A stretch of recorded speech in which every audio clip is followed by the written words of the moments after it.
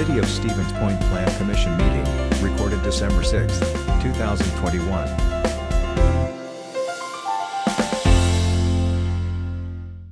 All right, 6 o'clock, I will call the regular City Plan Commission meeting to order. Someone want to call a roll? Weeza. Here. Kneebone. Here. Arnson. Here. Cooper. Here. Haynes is excused. Toppy. Here. Rice. Here. We have a quorum. Okay, we will move on to the agenda, and item number 2 is the report of the November 1st meeting of the City Plan Commission. I move to approve the Okay, minutes. motion by Arnson, second by Cooper. Discussion? Hearing and seeing none, all those in favor signify by saying aye. Aye. Aye. Any opposed? And that is approved. Item number 3 is a public hearing and action on a request from Nick Bancic, representing Stratton Capital LLC to modify an adopted conceptual plan for the planned development of an unaddressed parcel off of Division Street North, consistent with Chapter 23.02 Sub 4 Sub 2 Sub 10. And if you give me a moment, I will share my screen. And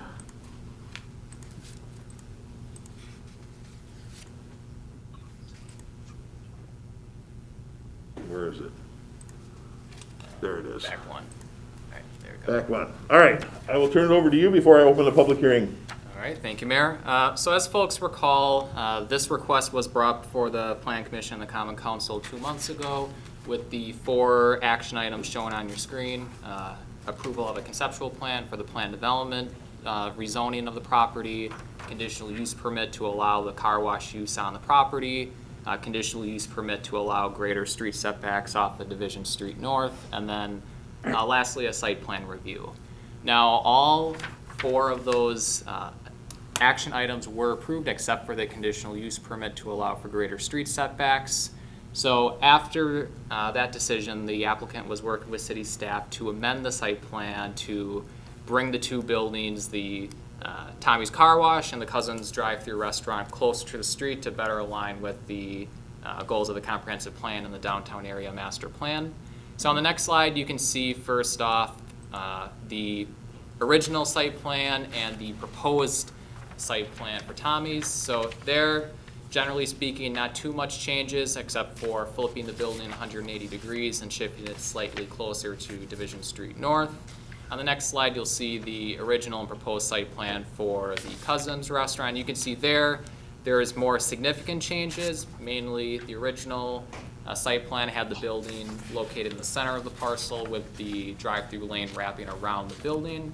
What's proposed this evening is to have the building align Division Street North, maintaining that 5-foot street setback with the drive-through lane symbolizing more of a horseshoe shape on the east side of the property.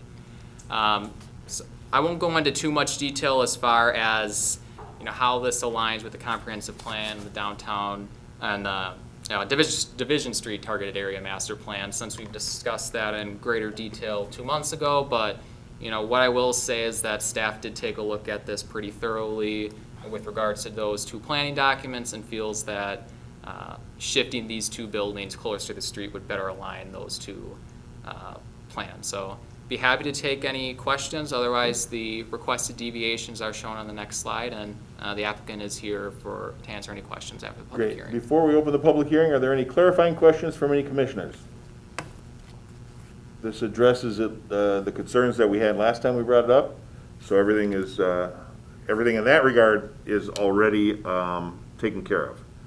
Okay, at this point then, I will declare the public hearing open. Anyone wishing to offer testimony, step to the lectern and provide that testimony. Public hearing remains open.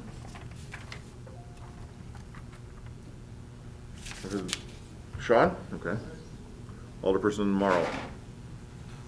This is in my area. I'm in full support of this. I have not heard anything negative about this.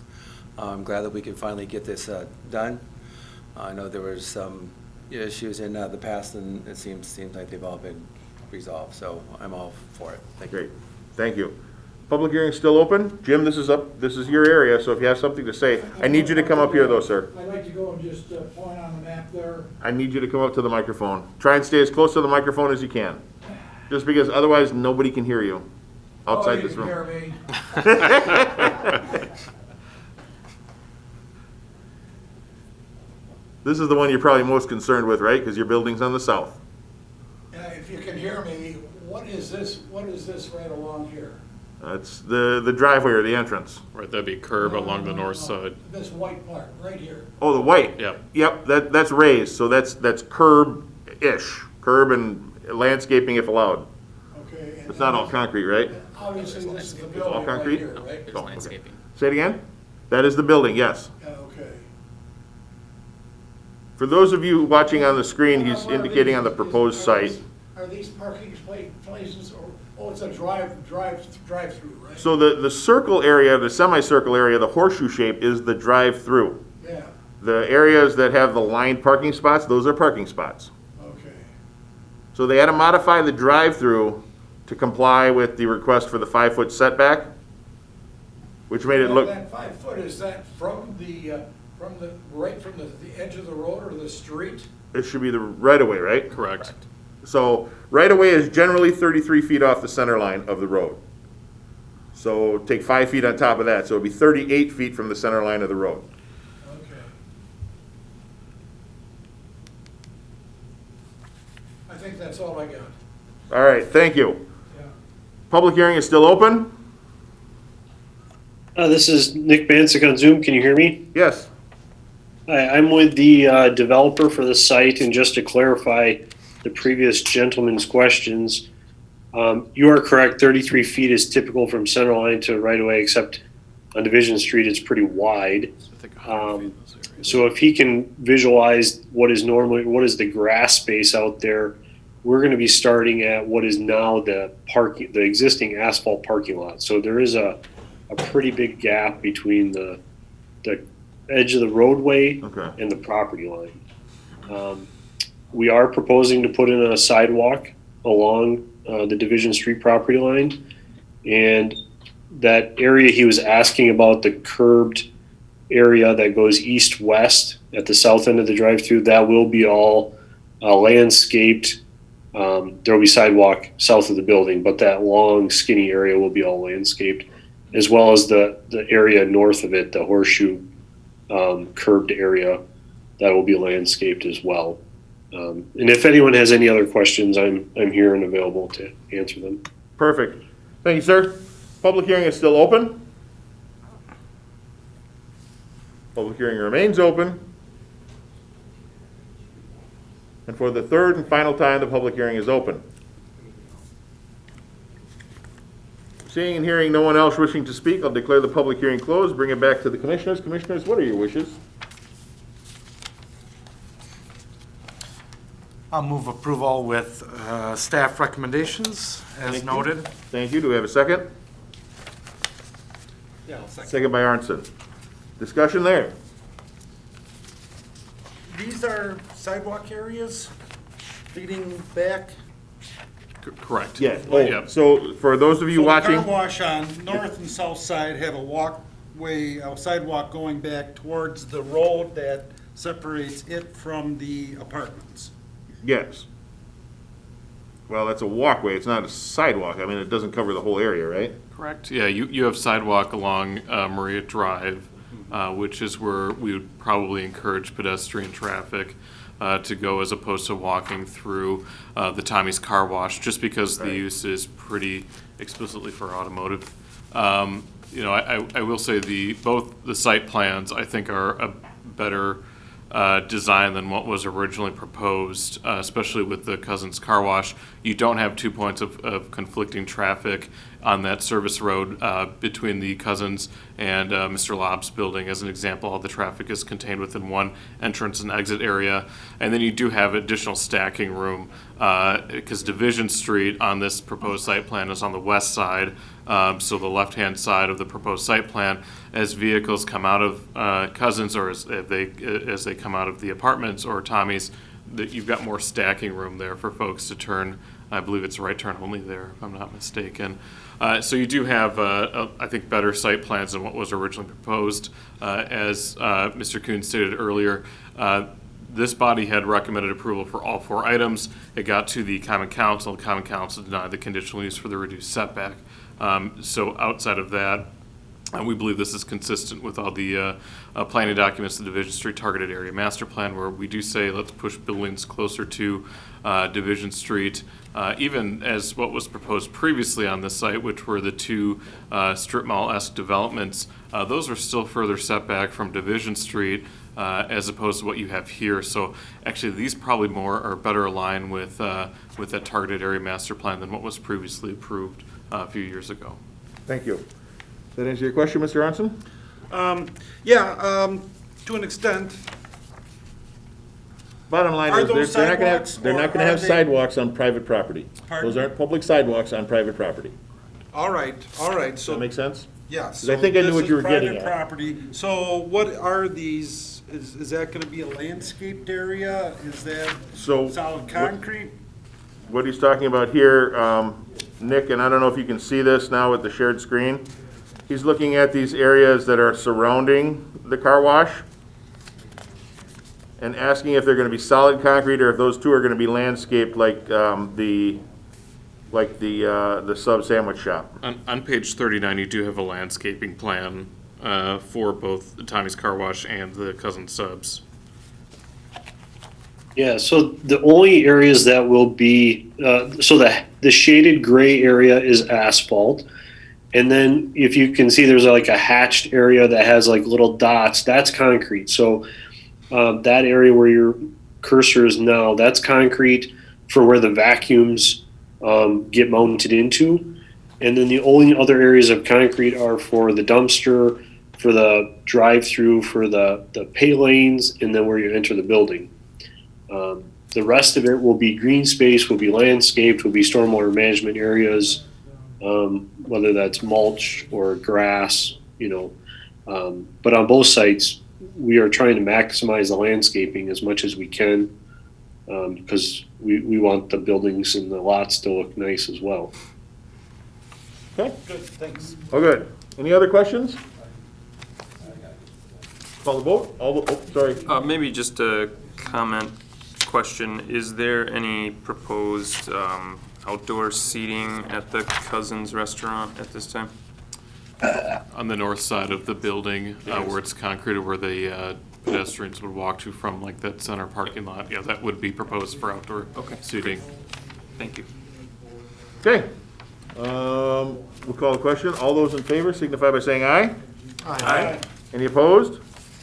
And that is approved. And number 4 is a request from Nick Bancic, still representing Stratton Capital Division LLC.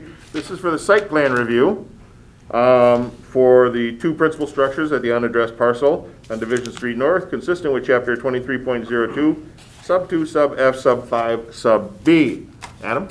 Thank you, Mayor. So 2 quick comments regarding the site plan review. First of which is that the applicant did update other corresponding plans in addition to the site plan. As just mentioned, the landscaping plan was updated to account for the shift in both buildings' orientation.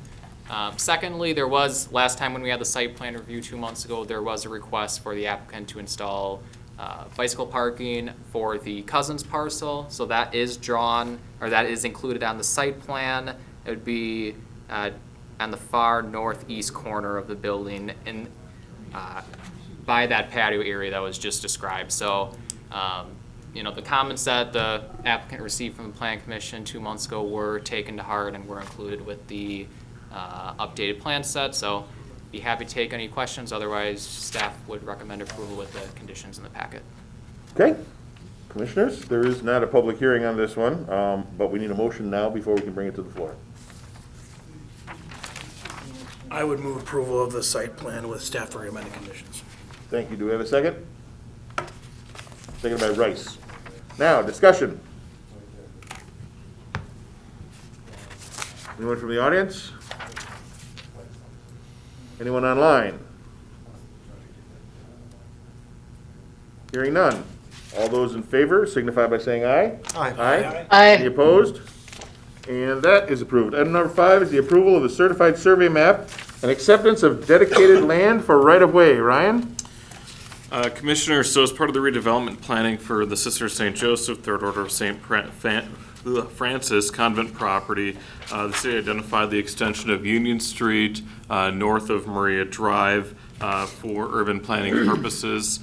So within the proposed certified survey map submitted by the developer, they have provided a 60-foot right-of-way extending north and then a slight jog to the west for what would eventually become the Academy Avenue extension. That is roughly 32,522 square feet. I would ask Lot 1, which is the corner of Maria and Prentice, is currently planned to be a public park space. Lot 2 is the existing cemetery and the cemetery outbuilding. That would be a separate parcel that would remain under the sisters' ownership for perpetual maintenance. We are working through some other challenges, especially with the park property, including the grotto, and what do we do with that facility. So we are asking the commission and the council for a little bit of leeway on the scope and size of that parkland, depending on what happens with the grotto.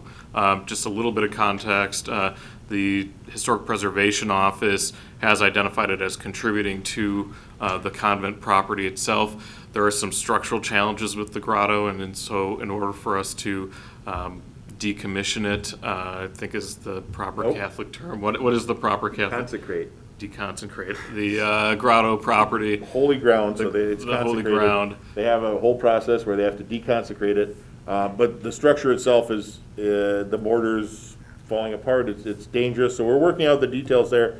So when we approve the site plan, we would ask for just a little bit of flexibility on that exact line and how it might work. That's the building, the grotto that you're... No, No, the building is that's separate. Yeah, the building that's Grotto- identified on Lot 2 is actually the cemetery. It's not listed on building. here. It's just a small stone structure. They have some religious statues in there. All right. It's not on, it's not like a building structure. But it's right in with the...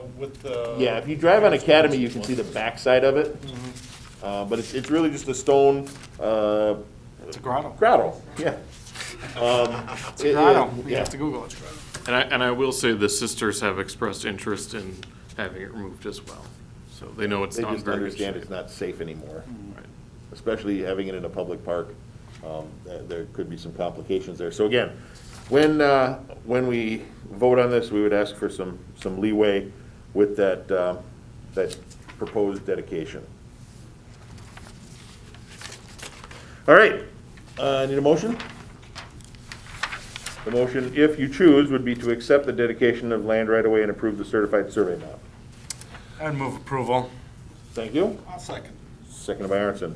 And I assume both Commissioner Hoppy and Arnson that includes a little bit of staff leeway. Staff with... Should we need to work with the grotto? I will Correct. Thank you. approve with staff considerations. Thank you. Discussion. Online? In the audience? Seeing and hearing none, all those in favor signify by saying aye. Aye. Aye. Any opposed? And that is approved. I missed a whole line on the second page of the agenda item. All right, a discussion only item, number 6. That is the, let's see here. The accessory dwelling unit and accessory commercial unit ordinance. Again, this is discussion only. We have 2 people who wish to speak. Ruth Piffner, you are up first. Ruth Piffner, 708 Ridge Road. Last meeting, I spoke, and one of the sentences that I used was that it takes only one person to begin the decline of a neighborhood. And I think I was wrong in saying that, because it's really that one person made everybody think I was talking about people. But that change can also be changing zoning.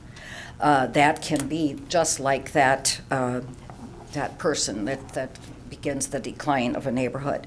Removing zoning within city limits will sanction, I believe, in my opinion, will sanction the beginning of a decline. With a stroke of a pen, All forms of activities will be allowed all over the entire city. And this was my comments. My next comment is about comparing Stevens Point to other cities, such as Minneapolis, Nashville, La Crosse, and Eau Claire. Those cities' names were in a community development notes about zoning. And I feel that you cannot take a city like Stevens Point and compare it to Minneapolis, Nashville, Eau Claire even, or La Crosse. If those cities have chosen to make changes in their zoning, and it does not authorize our city officials to follow those actions.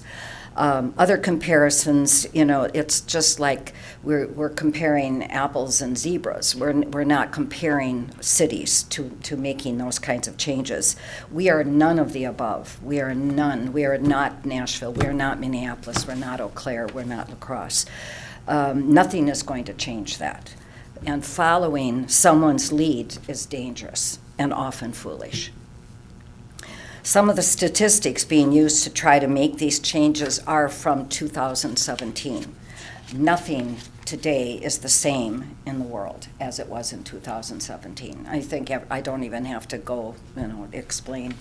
COVID changed everything, and that's the way it is, our new norm. UWSP has had 8 out of 9 loss of enrollment years. The census has put us at 1,075 people less than in 2010.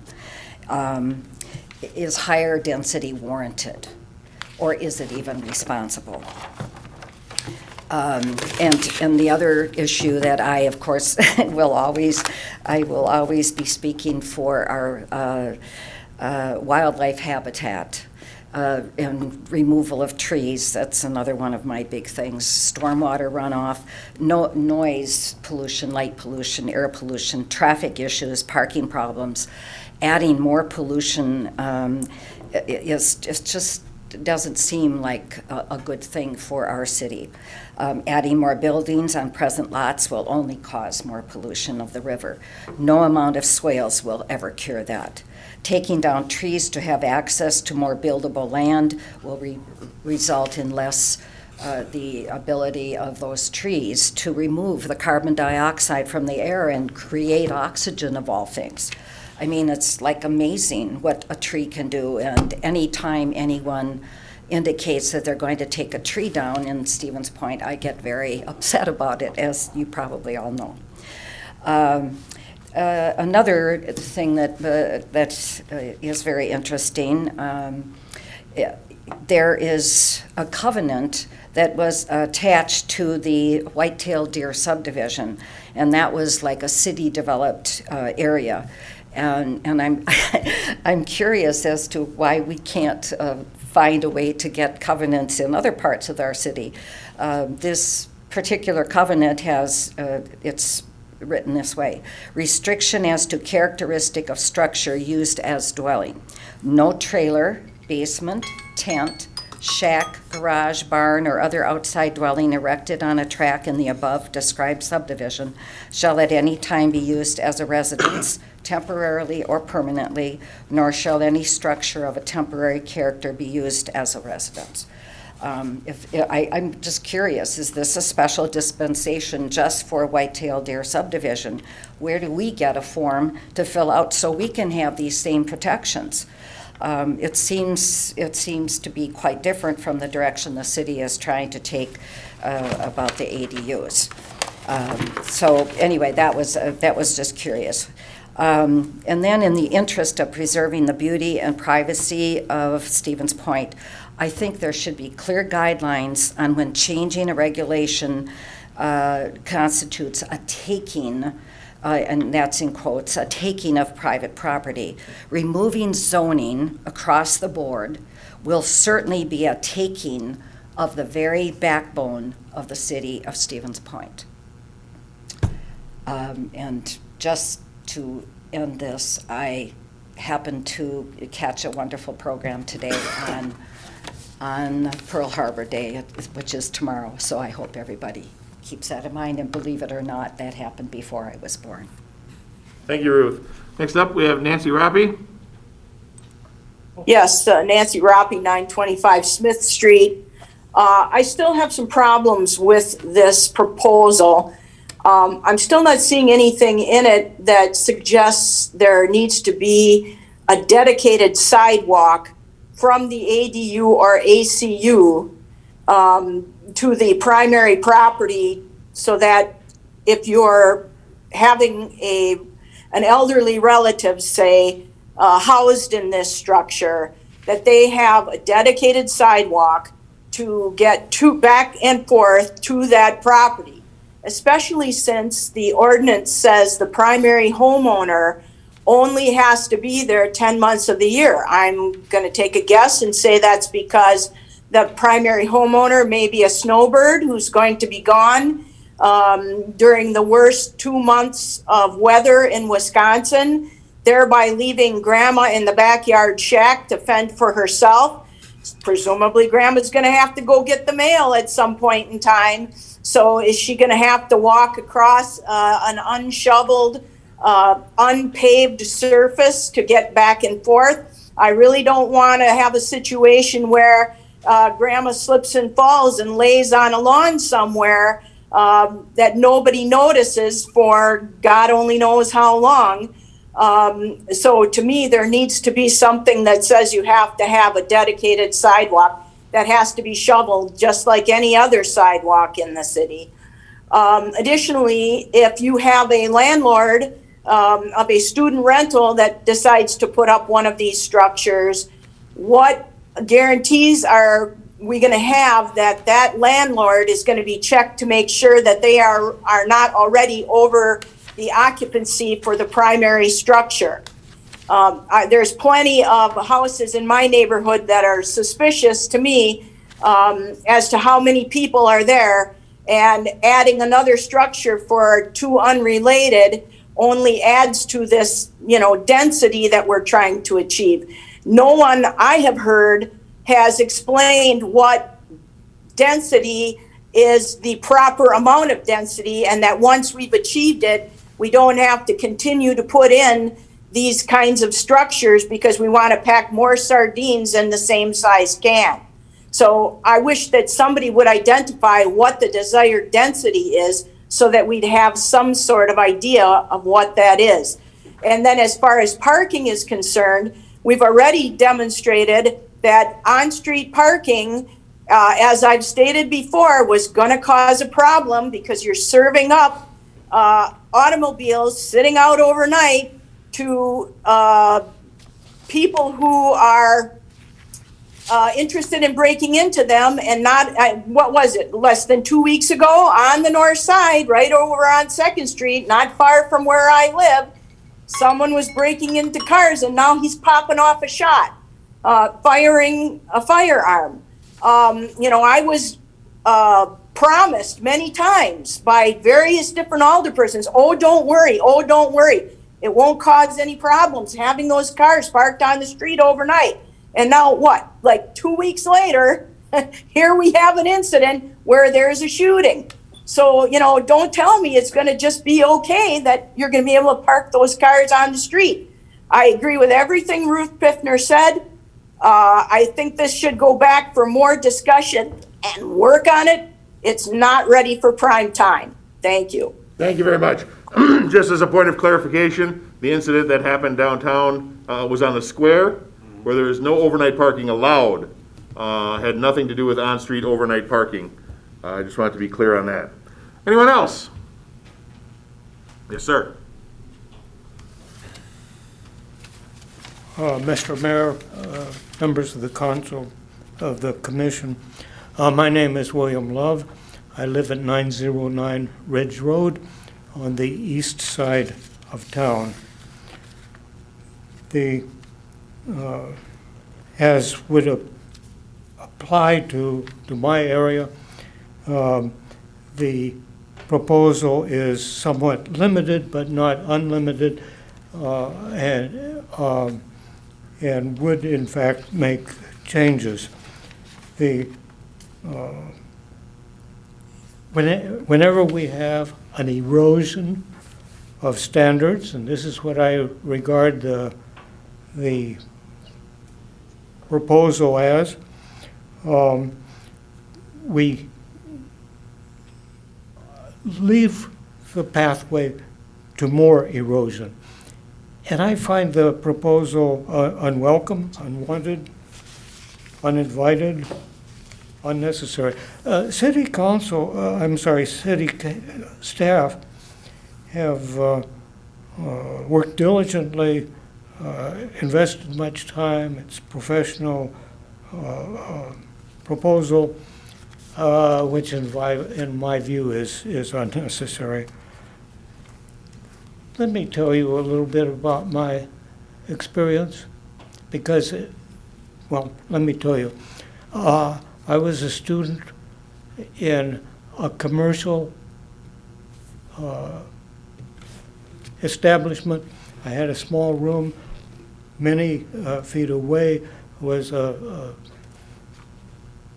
dingy, uninviting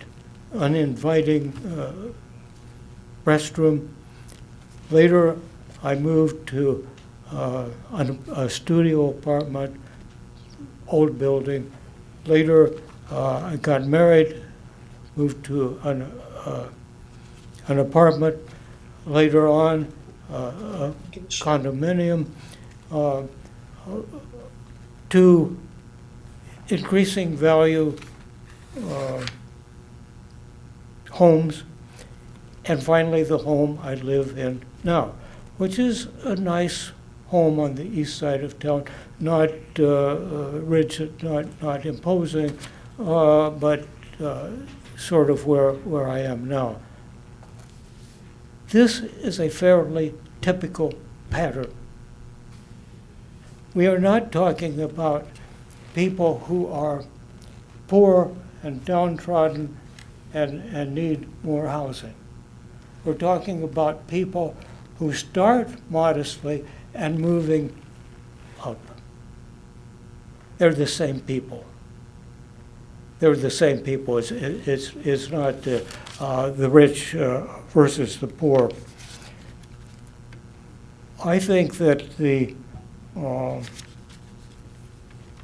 proposal encourages, actually discourages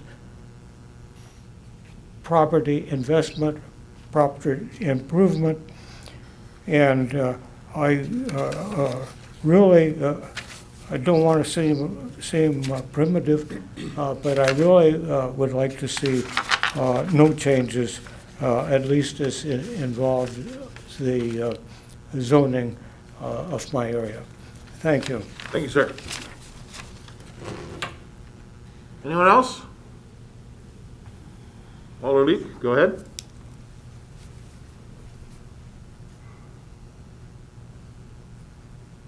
I have just one comment, not a lot to add, but I noted in the memorandum that it defined this proposal as most useful for the neighborhoods that are not at the city's core, that is not 1, 2, 3, 4, and 5, and 9, but neighborhoods of the outer rim, if you will, like District 8, and which is where as we can see, the opposition is most intense, and probably less, the ADUs are less needed in a place like District 8. The demographics don't really speak to the need for it, and I think that explains partly why District 8 has not been especially amenable to the proposal. Thank you. Thank you. Anyone else?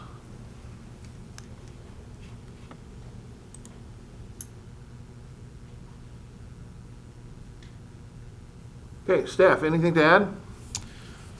I know you were Excuse taking me. notes, and I appreciate that.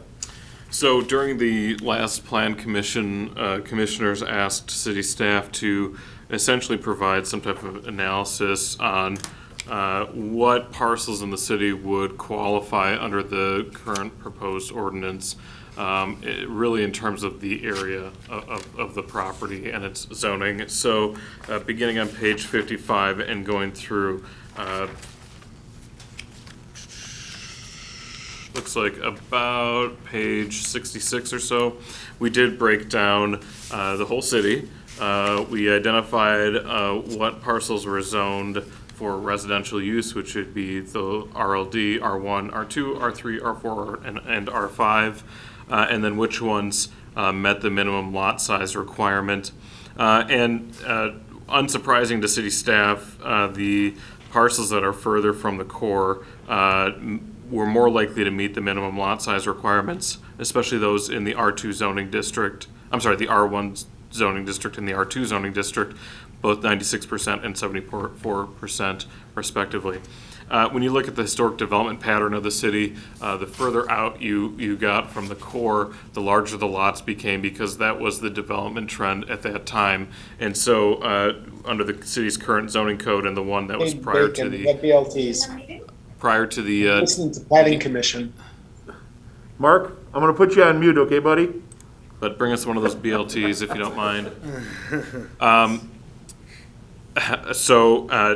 The city's current iteration of our zoning code was adopted in 1979. The one prior to that was also very similar in terms of the minimum lot size requirements. And so it's not surprising that you do see more parcels outside the core of the community that meet those minimum lot sizes.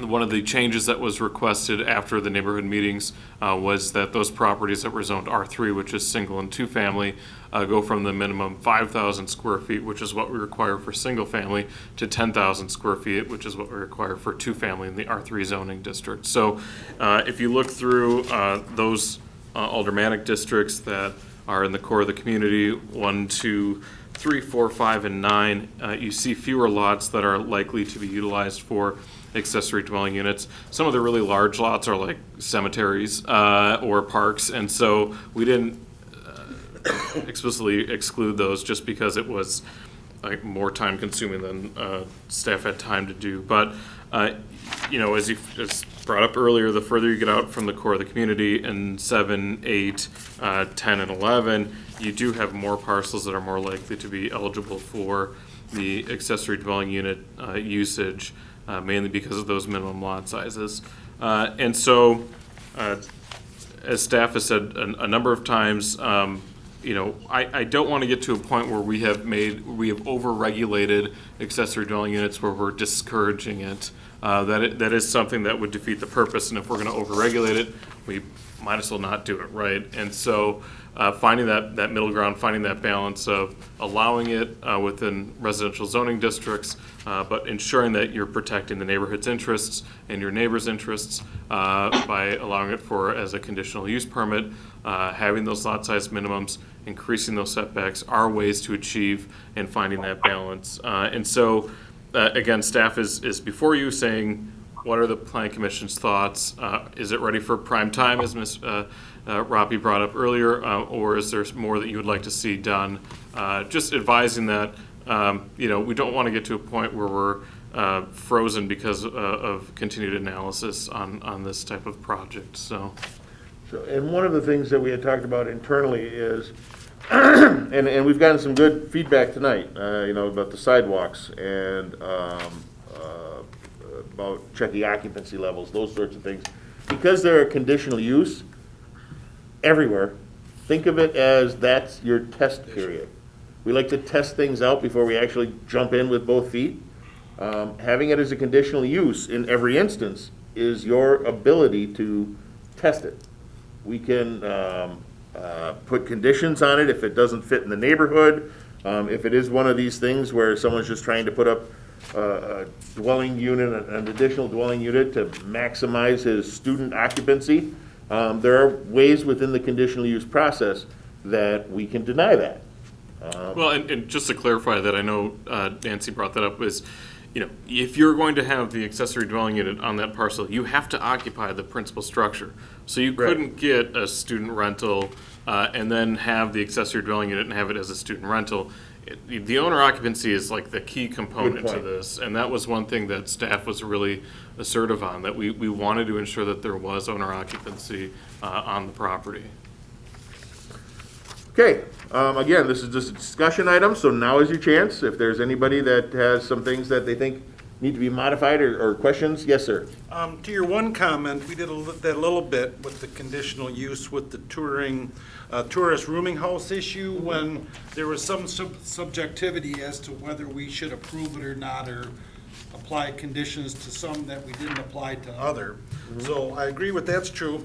The other thing that I think is good, I don't know, I haven't really thought about the entire significance of it, but in terms of the number, but I like the idea of limiting the impervious area on a parcel so that, you know, you do maintain some degree of the natural impervious area that ties in with landscaping, stormwater, butterflies, the whole thing. And I don't know about the 60% number, where does that come from? That may be something that we could look at it, but I like the idea of limiting the size of the additional building, if nothing else, based on the lot size, the current lot size, the current building, the current pervious areas. And the beauty of that, having it as a conditional use, you could, as a commission, require stormwater capture. We offer a discount right now on your stormwater utility. If you have a rain garden or a rain barrel system to repurpose that water, you could certainly put restrictions on the conditional use for that too. That was one thing, the original impervious surface coverage was 75%, and we did reduce that to 60%. So it does make it more challenging, especially on smaller lots, to meet that 60% threshold as opposed to the 75% threshold. Anything else, Commissioner Archer? Impervious lot coverage exceeding 60%. You said previous it was impervious couldn't exceed 75%? That's correct. Right. All right, so this lower number is more protective. Right. Yep. An impervious surface would be sidewalks, driveways, and physical buildings. As an example, anything where water could not penetrate and get into the ground beneath it. And so, again, if you have a lot that's 75% covered by a hard surface, it's easier to, within the accessory dwelling unit, to put a building there. With a 60% impervious surface, you'd still have a 40% requirement for green space, essentially, and for. And how does that compare with other requirements, like when you're developing a parcel? I don't recall what I mean, you can't build a house over the entire lot.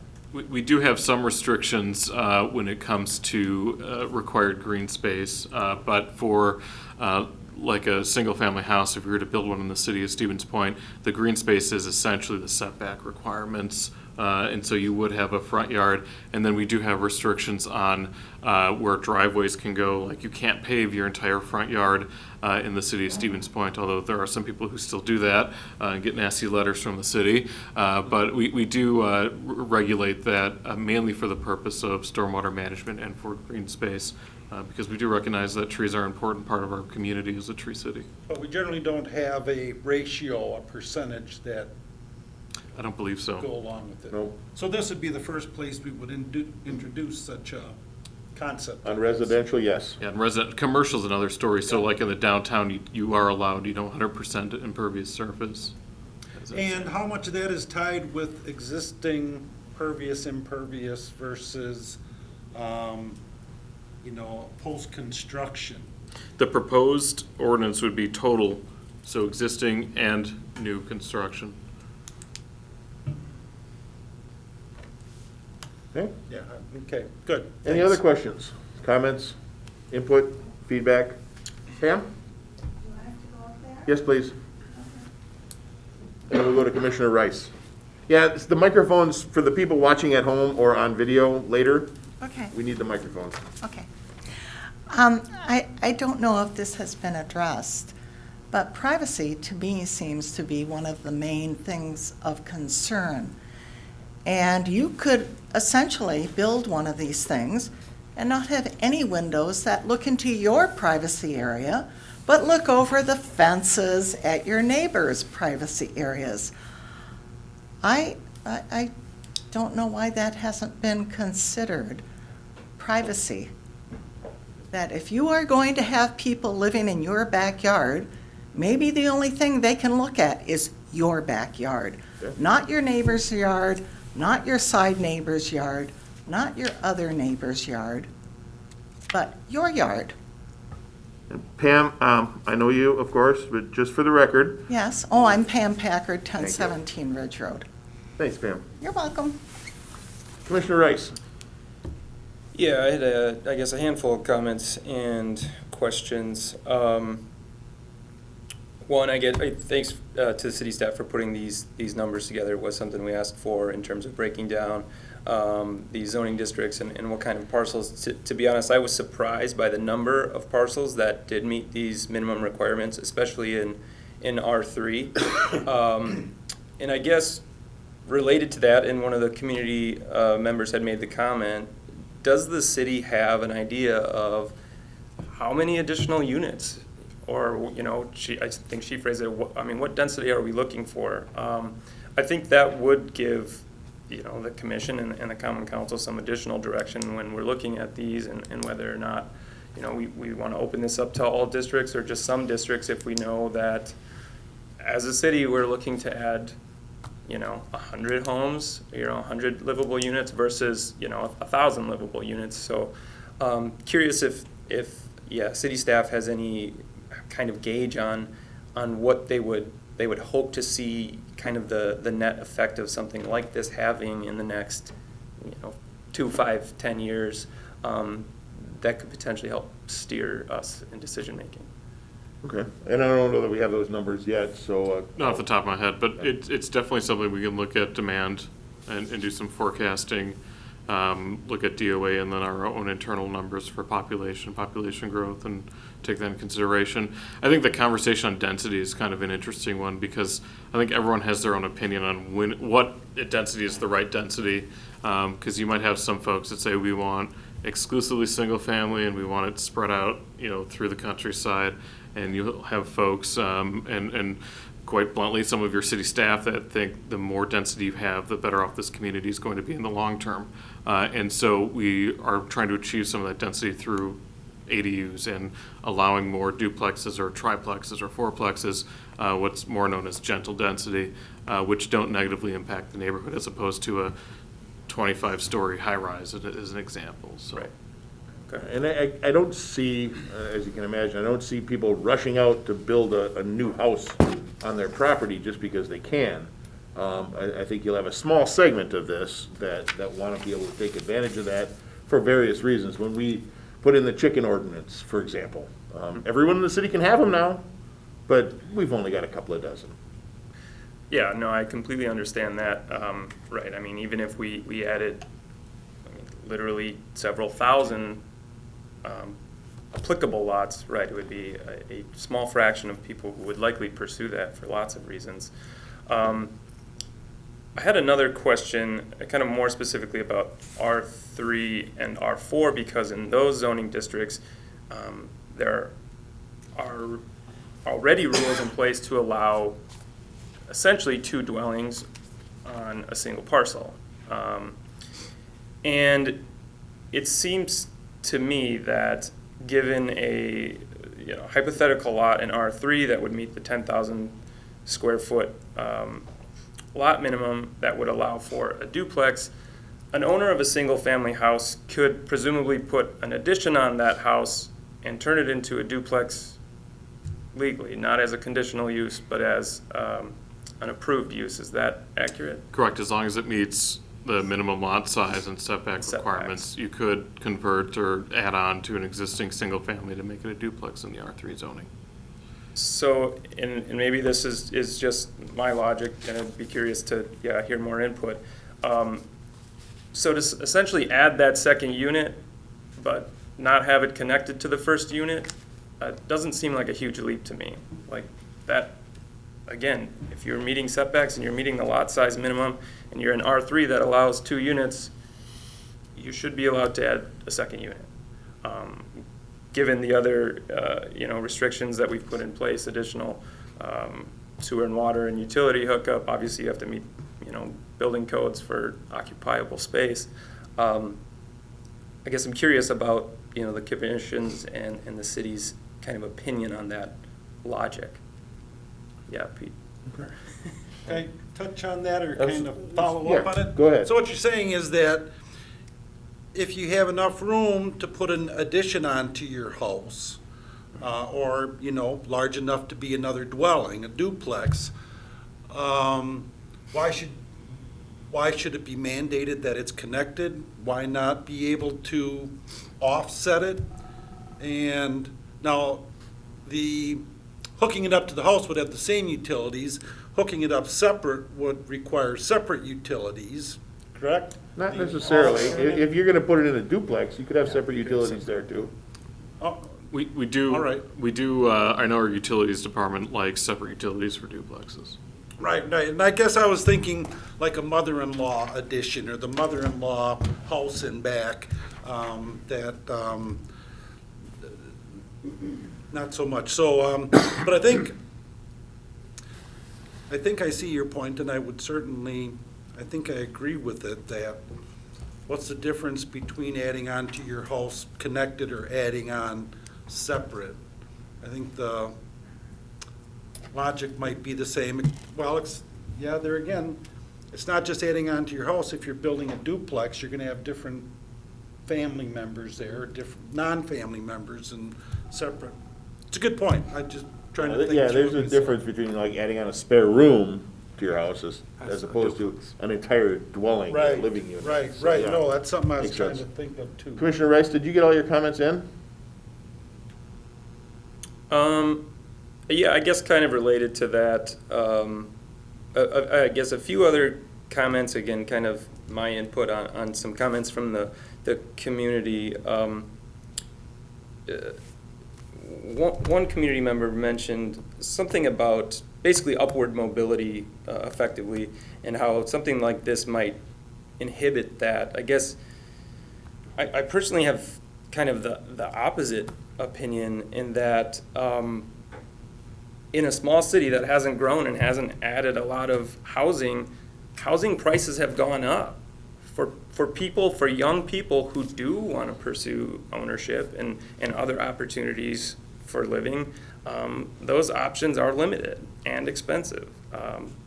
Adding smaller, less expensive properties opens that up for some, and an ADU also provides kind of a potential additional income stream for someone who maybe would be looking to buy a property. So again, kind of just a comment about that, but I don't necessarily agree that the ADU would inhibit or prevent upward mobility. I think maybe the opposite might be true. And another comment about privacy, and I completely understand as in single-family zoning and even the two-family zoning, we're all concerned about privacy. We don't necessarily want people looking into our yards, but legally we can't control that. If someone wants to put an addition on their house or build a new house on a single-family lot and they meet setbacks, they're allowed to have windows that face their neighbors' lots, and they will, because houses go in the middle of lots and the windows are on the outside of the house. So I think privacy is a really important issue, especially if we're looking at conditional use for something like this moving forward, and that's something that should be scrutinized pretty heavily. But we can't, I don't think we can just limit and say, even though this meets setbacks, we can't, have any windows that look at neighboring properties. That's what borders up properties, is neighboring properties. So, I guess that's all I have. Right, and that's a very good point, Commissioner Rice, that any new construction, as long as it meets the setbacks, can do that right now. Correct. So it wouldn't be changing anything in that regard. We do have Alderperson Shore has had his hand up online for a while. Alderperson Shore? Unmute. Thank you, Mayor. Yeah, picking up on what we were talking about before, I think it's an important point that this is something that really will be demand-driven. That this is about any homeowners, property owners who want to do this for their own reasons, financially or lifestyle in terms of, moving the home office out to an outbuilding. But when it came up with a constituent of mine, what was said a moment ago was exactly the issue. They were interested in possibly doing one of these, literally for their mom, but I had to say no. You can add on to the structure, but you can't build a separate structure. And then if I could just say a word about density, that's kind of come up in the discussion and been a big piece of this. Density is something I think is really important for everything we're trying to do on North Division. Getting as much value in those places where there can be a lot of development and, not just residential, but on the commercial side, build the strongest property tax base. And so that's why we're doing things like the convent and like the development going into where the motel was.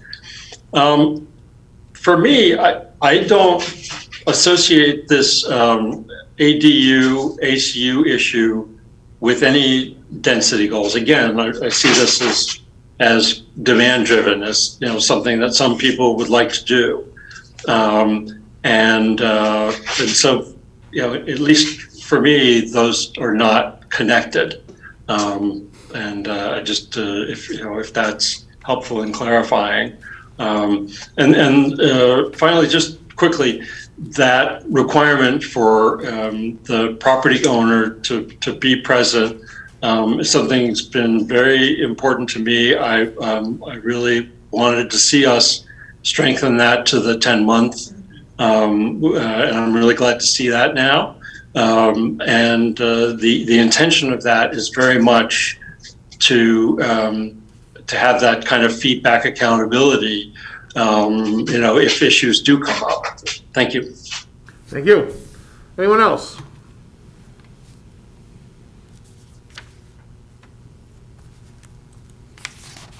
Seeing no one online, no one in person.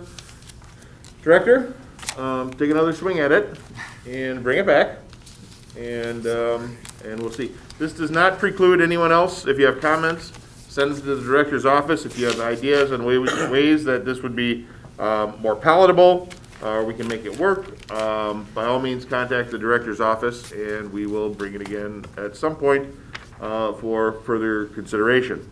Item number 7 is, it's something we do annually. It's not something that the city necessarily does, but, there we go. But we have to do this, and we review it every year. This is the 2020 Housing Affordability Report. That is available online for you to view. Director, you want to give us a quick overview? As the mayor alluded to, this is a recent change in state statute. A few years ago, we had to start doing this report annually. Essentially, we have to report on the number of new single-family dwellings, new duplexes, new multifamily, any additions, alterations, demos, new deck driveways, etc., replacements, and any other unclassified permits. We also have to identify the number of lot splits within the city, whether it be a subdivision plat, certified survey map, a condo plat, single family, two-family, multifamily. And then we also do have to identify every parcel in the city of Stevens Point that is eligible to be constructed for residential use, and those parcels that are not zoned for residential use, but could be via rezoning use for residential use. If you folks have known me, this is my least favorite report to fill out every year because it does nothing for us, does nothing for us besides regulation by the state of Wisconsin. So we will submit this, post it online, and go from there. And we do have to approve it, so I'd be looking for a motion to accept that report. I'll move approval with joy and excitement. With joy and excitement, Commissioner Hoppy moves, seconded by Commissioner Cooper. Any discussion? Hearing none, all those in favor signify by saying aye. Aye. Aye. Any opposed? I wouldn't think so, it's just facts. So, can't be, well, no, I take that back. You actually can be opposed to facts. You can. All right, moving along. Item number 8 is the October and November monthly reports. Director. As folks can see, we are pretty much on track with what we've historically done on down years in the city. I wouldn't, I even have a hard time saying that 2021 was a down year for us. Can't really call it a down year. Right. We've had years where we've done half of this type of development in the community. So being just over 45 million in declared valuation is a good year for us. You're seeing a few single family, a few two family, permits that were pulled, nothing too earth-shattering here in terms of any of the violations either. So would recommend approval of the October and November report as presented. Who wants to do that with excitement and enthusiasm? Mayor Alder Nebone will do that. There you go. Alder Nebone will do it. Arnson will second. Any discussion there? All those in favor signify by saying aye. Aye. Any opposed? And that is approved. Director's report. I will turn it over to, should we do Adam or? Director Konowski, go ahead. Fairly straightforward as well, just a few minor updates. The city was awarded a $915,000 community development block grant fund that we're going to pass on through the developer for the acquisition of the convent parcel. That was a huge undertaking by the developer and city staff, so we were really glad to see that came through and will help with the continued redevelopment of the convent property. Everything else is fairly pretty much ongoing. Nothing too crazy or earth-shattering yet again. Would recommend approval as presented. Okay, need a motion to accept the director's report. Place it on file, please. So moved. Motion by Happy. Second by Rice.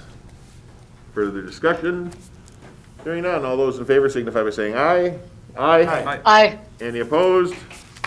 That is approved. Our agenda is exhausted. Take a step outside and smell the wonderful cranberries in the air. We are adjourned at 7:02.